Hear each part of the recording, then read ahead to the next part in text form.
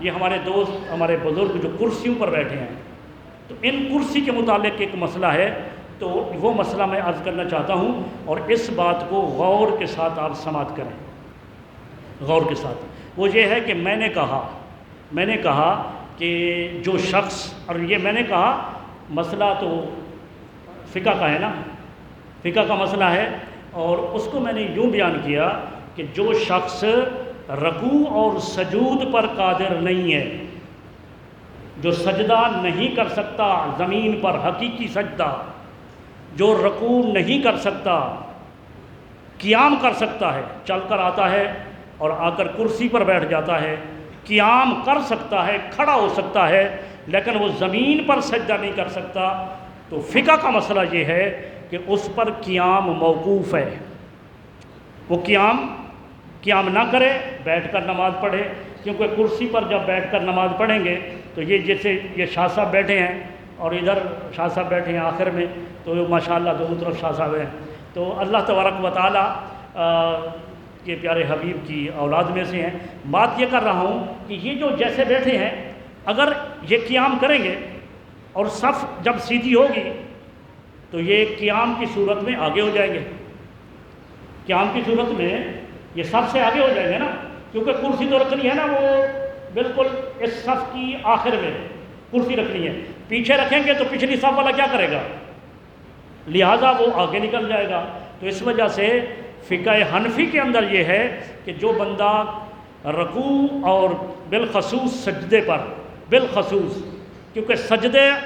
سجدہ کے لیے ہی یہ وسیلہ ہے، سجدہ اصل چیز ہے، سجدہ جو نہیں کر سکتا ہے حقیقی، اس کے لیے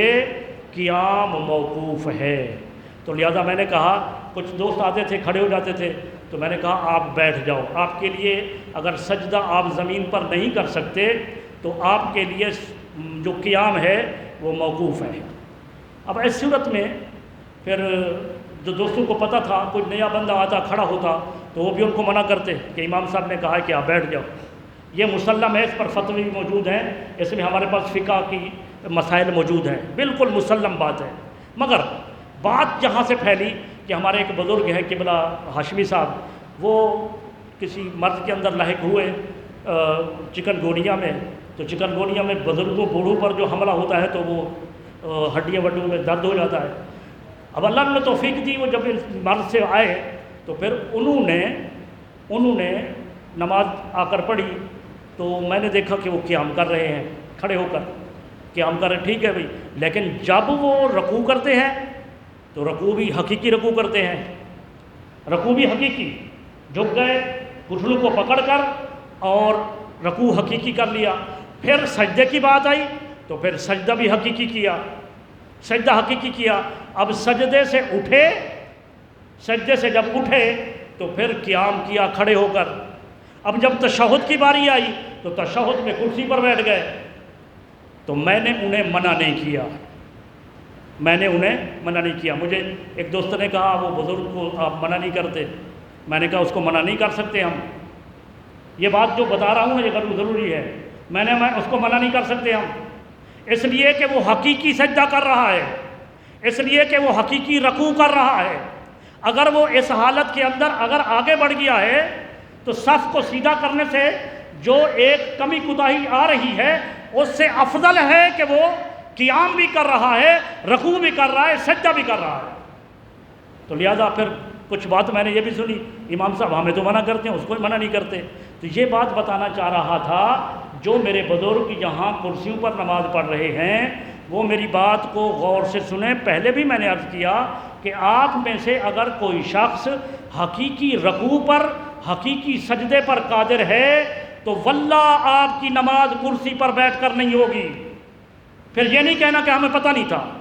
اگر حقیقی رکوع سجود پر قادر ہو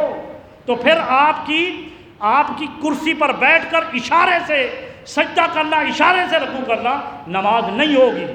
اگر بیٹھ کر آپ سجدہ کر سکتے ہیں زمین کے اوپر اور اگر نہیں کر سکتے تو پھر آپ کا قیام موقوف ہے، آپ کرسی پر بیٹھ کر نماز پڑھیں۔ ایک اور بات وہ یہ کہ انہی بزرگ نے کہا کہ امام صاحب کیا ہم ایسا نہیں کر سکتے کہ رکوع قیام پر تو سبھی قادر ہیں،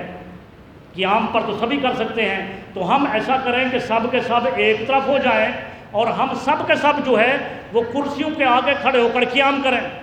میں نے کہا ایسا بھی ہو سکتا ہے، ایسا بھی جائز ہے کہ اگر وہ قیام پر قادر ہے وہ قیام کریں، مگر پھر ان کو پہلی صف میں کرسیاں نہیں لگانی پڑے گی، وہ پھر سارے کے سارے جو ہے جو قیام پر قادر ہے وہ اکٹھے آ کر وہ صف بنائیں اور وہاں پر وہ اکٹھے کرسیوں کے آگے وہ جماعت کریں۔ وہ آگے اگر آدھی صف علیحدہ ہو رہی ہے تو ایسا بھی جائز ہے، ہو سکتا ہے، مگر اس کے اندر جو ہے کوئی شخص قیام پر قادر نہیں ہوگا، وہ کہے گا میں تو اتنا دیر کھڑا نہیں ہو سکتا۔ کوئی شخص جو ہے وہ یہ کہے گا کہ نہیں میں تو رکوع سجود پر قادر نہیں ہوں، میں تو بیٹھ کر کرسی پر نماز پڑھوں گا، تو اس سے بہتر یہ ہے کہ کرسی پر بیٹھ کر ہی نماز پڑھیں۔ تو یہ مسئلہ جو ہے یہ کرسیوں پر بیٹھنے کا، وہ جو قبلہ ہاشمی صاحب پڑھتے ہیں اس کو منع نہیں کیا جا سکتا، وہ اگرچہ آگے نکل جاتے ہیں مگر رکوع سجود حقیقی کرتے ہیں۔ میں نے عرض کیا کہ آپ چلو زمین پر بیٹھ کر سجدہ کر لیا کریں، کرسی کو ہٹا دیں، تو آپ نے فرمایا کہ میری ہڈیوں کے اندر اتنا درد ہے کہ میں جب نیچے زمین پر ٹیک کر بیٹھ جاتا ہوں تو پھر میں اٹھ نہیں سکتا، تو لہٰذا ایسی صورت کے اندر ان کے لیے جائز ہے، اور جو رکوع سجود پر قادر ہیں ان پر کرسیوں پر بیٹھ کر اشارے سے نماز پڑھنا منع ہے۔ اللہ تبارک و تعالی ہمیں عمل کی توفیق عطا فرمائے۔